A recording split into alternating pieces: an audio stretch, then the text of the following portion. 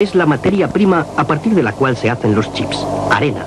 Se compone en gran parte de silicio, un material inagotable, presente por todas partes en el mundo.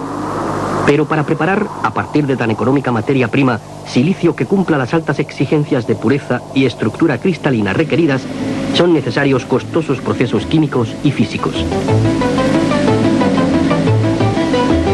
El producto final es una barra monocristalina de silicio con un único átomo de impureza por cada 10 millones de átomos de silicio. De ella se cortan las obleas para los chips.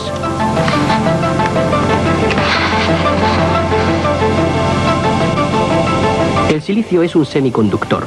Su estructura atómica es la siguiente. Cada átomo de silicio tiene 4 electrones exteriores. No hay ningún portador libre de carga. El monocristal puro de silicio no es, por tanto, conductor a la temperatura normal. Para hacerlo conductor, hay que incorporarle átomos de otras sustancias, como por ejemplo fósforo. Los átomos de fósforo tienen 5 electrones exteriores. Una vez incorporado el átomo a la red cristalina de silicio, uno de los 5 electrones puede moverse libremente. Estas partículas eléctricas cargadas negativamente hacen al cristal conductor de tipo N. Los átomos de boro, por el contrario, solo tienen 3 electrones exteriores. Si se incorporan átomos de boro a la red de silicio, entonces falta un electrón. Se forman huecos por falta de electrones.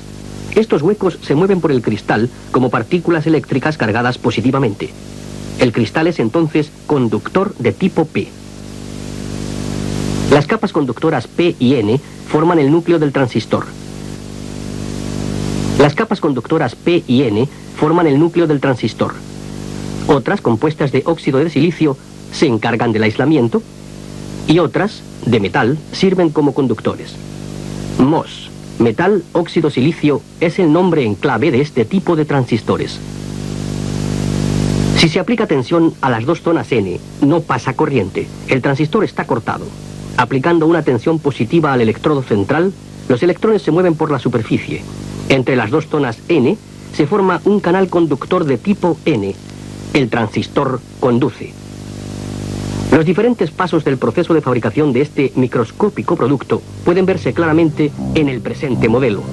Una diminuta sección de una oblea de silicio de solo 1/100ª de milímetro de longitud en los bordes. La superficie de la oblea se oxida sometiéndola a una temperatura aproximada de 1000 grados centígrados. Se aplica una película de barniz fotosensible y se deja secar.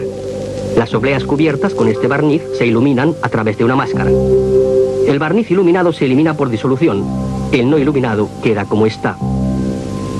La capa de óxido se corroe con ácido a través de las ventanas así formadas. Tras disolver y limpiar los restos de barniz, se realiza una nueva oxidación. Esta vez es una capa muy fina. Sobre esta capa aislante se separa polisilicio eléctricamente conductor.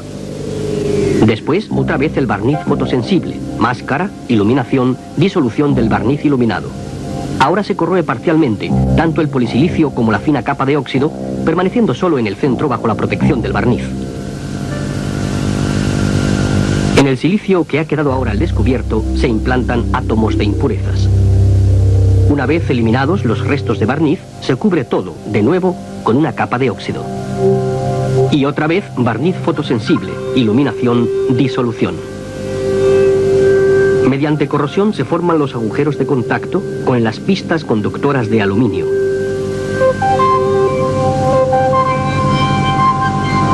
Más barniz fotosensible y otra nueva máscara. Las bandas no iluminadas permiten reconocer ya el recorrido de las pistas de aluminio que han quedado después de la corrosión y que establecerán el contacto con las zonas más profundas y con otros transistores. Así se ha formado la estructura de un transistor MOS en una sección microscópicamente pequeña de la oblea de silicio. Un circuito integrado, un chip, se compone de muchos millares de tales microelementos, sean transistores, diodos, resistencias o condensadores. Y todo el circuito, el microchip, no es mayor que un 16avo de un sello de correos. Pregunta: ¿cómo es posible desarrollar esta clase de microcircuitos compactos?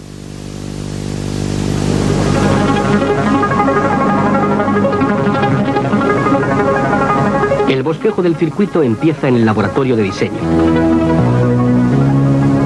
Cada vez más funciones en un chip. Esta complejidad ha hecho que los circuitos solo puedan desarrollarse con ayuda de ordenadores. Surgen nuevas profesiones. Trabajo creativo del ingeniero, definido por los conceptos CAD, Computer Aided Design, y CAE, Computer Aided Engineering. Todos los pasos del desarrollo, desde la especificación del circuito hasta el layout, se realizan en estaciones de trabajo microcomputarizadas.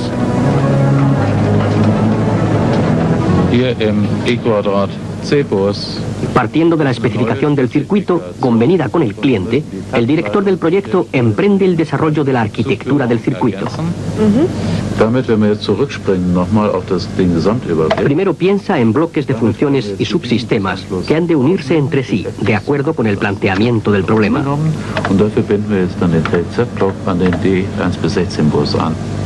El objetivo de quien desarrolla el circuito es construir los distintos bloques de funciones en forma de celdas y enlaces lógicos. Las señales de entrada y salida quedan de este modo especificadas. Cada elemento lógico se compone a su vez de varios transistores unidos. El ordenador comprueba la consistencia de cada fase del desarrollo y almacena los datos correspondientes. Aparte de las celdas de nuevo diseño que han de desarrollarse, existen también celdas estándar de uso frecuente ya acabadas, que se pueden extraer de una biblioteca de celdas. Así se forman en diferentes puestos de trabajo planes de circuitos eléctricos y listas de conexiones para los subsistemas del chip a desarrollar. Los valores quedan almacenados en el ordenador, para poder llamarlos de nuevo cuando se necesiten en otras fases de desarrollo.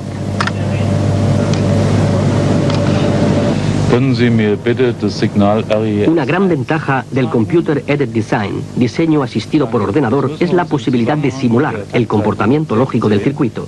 El ordenador recibe toda la información necesaria para simular matemáticamente la interacción de los elementos utilizados en el circuito.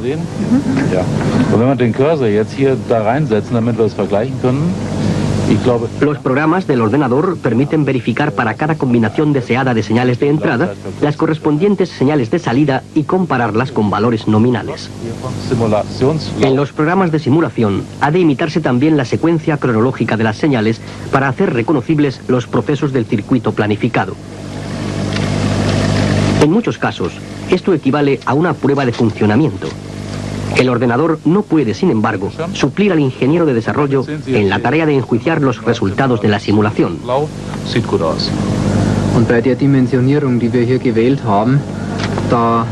En casos aislados, la simulación de las partes del circuito ha de realizarse incluso a nivel de componente. Solo así es posible comprobar, ya en la fase de ensayo, el correcto funcionamiento del circuito, mucho antes de que el chip esté listo, después de superar las numerosas etapas tecnológicas del proceso. Finalmente, toda la descripción del circuito almacenada hasta ese momento se traduce en estructuras geométricas. Se crea el layout.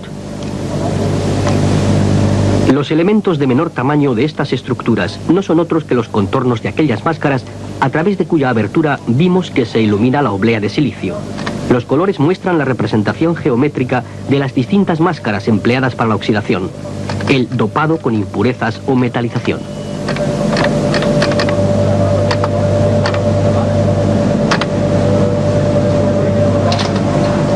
Aquí ya se distinguen las pistas y taladros de contacto. Este, por ejemplo, mide 6 milésimas de milímetro.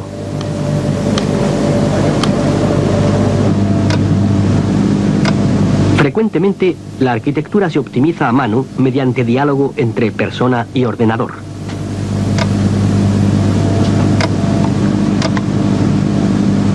Al final, siempre las mismas preguntas. ¿Dónde se puede empaquetar de manera más compacta? ¿Se mantienen, a pesar de todo, las separaciones mínimas? ¿No se ve perturbada con ello la función eléctrica?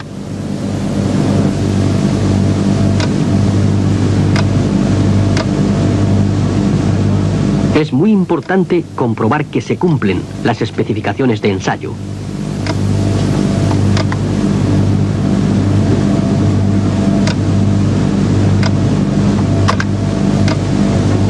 Aquí vemos el resultado final del trabajo de desarrollo, el layout del circuito terminado.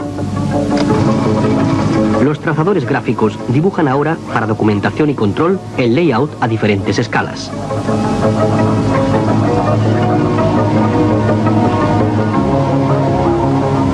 El layout contiene todos los elementos que han de alojarse en una superficie no mayor que un pequeño trozo de un sello de correos.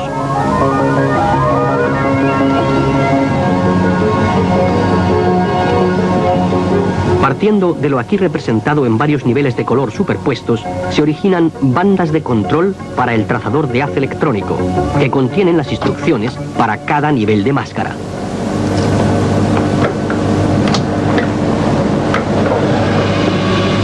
Las placas de cristal recubiertas de cromo, que vemos comprobar aquí por última vez, están recubiertas con un barniz, en el que se ilumina el haz de electrones siguiendo el trazado de las estructuras de la banda de control.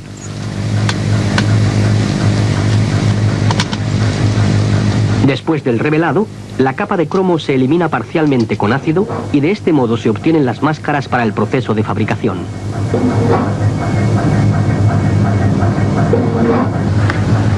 Muchos cientos de chips por oblea, lo que significa muchos cientos de veces las mismas estructuras por cada máscara.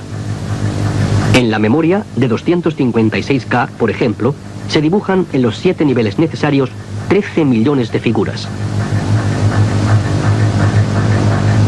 Con esto dejamos a un lado el diseño y la producción de la máscara para centrarnos en la fabricación del chip propiamente dicha. Una fábrica de circuitos integrados de Siemens AG en Austria. La fábrica de Villach cumple de un modo especialmente satisfactorio las altas exigencias de la moderna producción de semiconductores. Para fabricar chips, según las normas internacionales, se requiere una costosa infraestructura. Las instalaciones técnicas de la periferia ocupan tanto espacio como la propia zona de fabricación. El agua para los procesos químicos, por ejemplo, tiene que ser más pura que el agua destilada. Una corriente continua de aire filtrado que fluye en un solo sentido garantiza un alto grado de ausencia de polvo en la nave de fabricación totalmente climatizada. En la esclusa queda retenido todo lo que podría desprender partículas. Respecto a la vestimenta, para zonas de máxima limpieza, existe una norma internacional. Y aquí tenemos por fin la celda, cuidadosamente aislada del exterior. Aquí, con ayuda de ordenadores, los planos desarrollados para los circuitos se convierten en productos para el mercado. Aquí es donde se originan los chips, a millones, de acuerdo con las técnicas de fabricación más modernas. En todas partes se observan las mismas y exigentes normas de limpieza. La fabricación de memorias de 256K exige la clase de pureza 10, que significa que en 27 litros de aire no debe haber más de 10 diminutas partículas de polvo. En el aire ambiental, sin filtrar, hay aproximadamente 10.000. Y aquí están las obleas de silicio que se cortaron de la barra monocristalina. El cuidadoso tratamiento de la superficie con agua desionizada evita que se cuelen las partículas de polvo.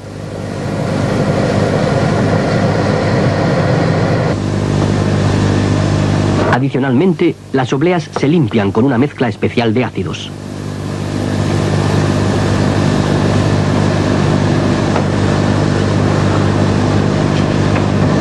Una instalación, controlada por microprocesador, filtra y dosifica los productos químicos.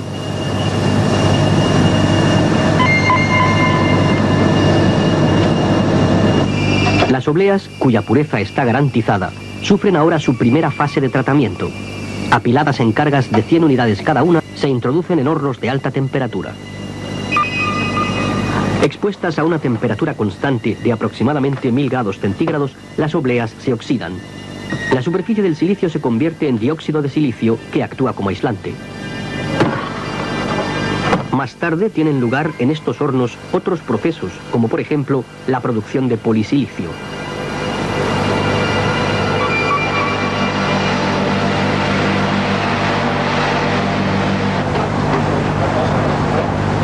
Para no entorpecer los ulteriores procesos fotoquímicos, se trabaja con luz amarilla.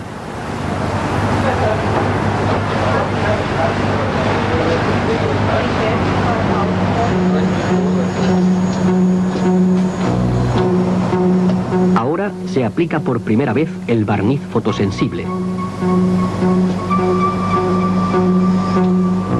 Un paso que se repite muchas veces por cada oblea.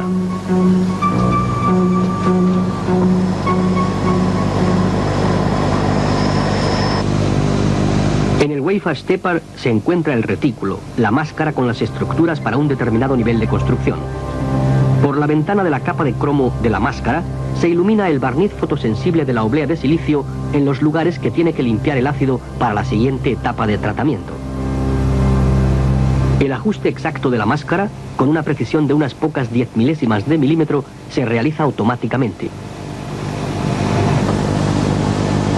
Igual que en un laboratorio fotográfico, se revelan las partes expuestas, iluminadas, del barniz.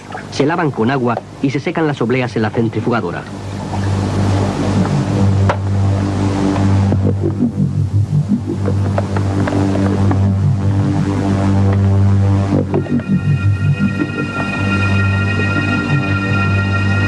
Corrosión por plasma. En los puntos donde las ventanas del barniz fotosensible dejan libre el paso al gas ionizado, se quita con ácido la capa de óxido aislante. La corrosión por plasma se practica en las estructuras más finas, en lugar de la corrosión química por vía húmeda utilizada antiguamente.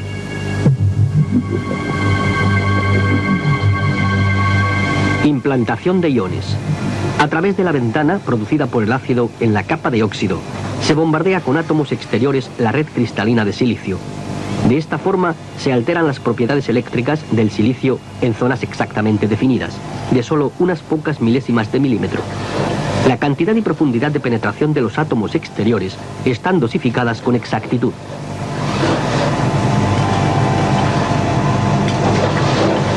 Una de las numerosas fases de tratamiento siguientes es la producción de polisilicio conductor. Esta capa se cubre de nuevo con barniz fotosensible, se ilumina y se corroe con ácido en su mayor parte, de manera que solo quedan algunas pistas. Aquí vemos al microscopio electrónico las estrechas pistas de polisilicio en las que está aún muy alto el barniz fotosensible que las ha protegido del plasma ácido. La estructura de la oblea de silicio va aumentando así progresivamente. Entre etapa y etapa de tratamiento se comprueba siempre si el ajuste es exacto, si las distancias y separaciones corresponden a lo previsto. Incluso a simple vista se aprecia ahora que la oblea ya no está lisa, sino dividida en chips individuales. Las estructuras contenidas en el chip son tan pequeñas que solo pueden verse al microscopio. Todos los procesos de trabajo se repiten varias veces con estructuras distintas cada vez. Por eso, aparte del know-how tecnológico, es necesaria una logística meticulosa, ya que hay que llevar de un lado a otro muchas cargas de obleas, en diferentes estados de fabricación, entre distintos puestos de tratamiento. Aproximadamente un tercio de los costes de fabricación corresponden exclusivamente a los controles de calidad. Continuamente se está pintando, iluminando, revelando, corroyendo, recubriendo. Se ajustan nuevas máscaras y se construyen nuevas estructuras hasta que se consigue el circuito integrado deseado partiendo del silicio.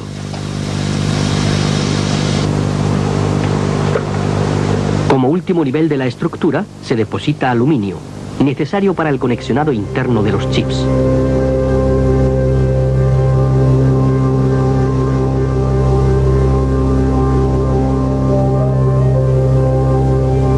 Finalmente se recubre la oblea con una capa que la protege de los agentes externos.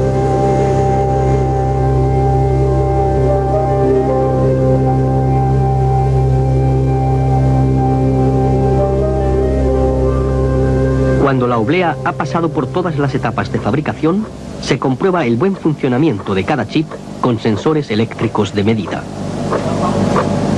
Los chips defectuosos se marcan con un punto.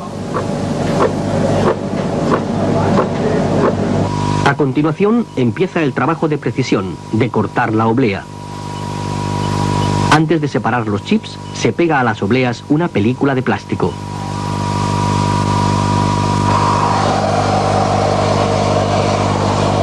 La hoja de sierra, recubierta de diamante, tiene una anchura de 25 milésimas de milímetro.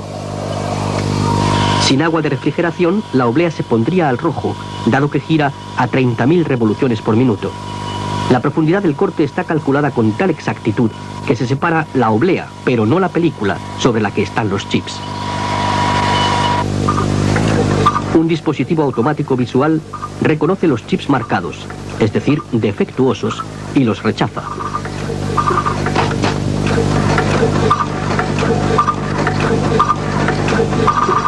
Los chips que funcionan correctamente son elevados por una pipeta de succión y pegados en su carcasa. Pegar chip fuera. Pegar chip fuera.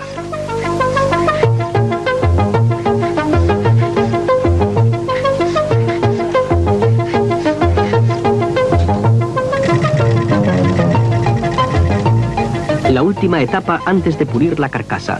Hilos de oro, más delgados que un cabello, unen las entradas y salidas. Unen el chip con las conexiones de la carcasa. El largo camino desde la arena al chip ha llegado a su fin.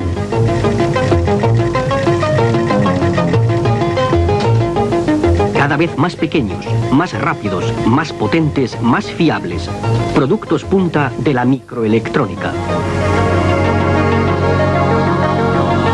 Pocas empresas en el mundo disponen de los recursos humanos, ideas, know-how y capital necesarios para seguir avanzando en esta tecnología punta. Siemens es una de ellas.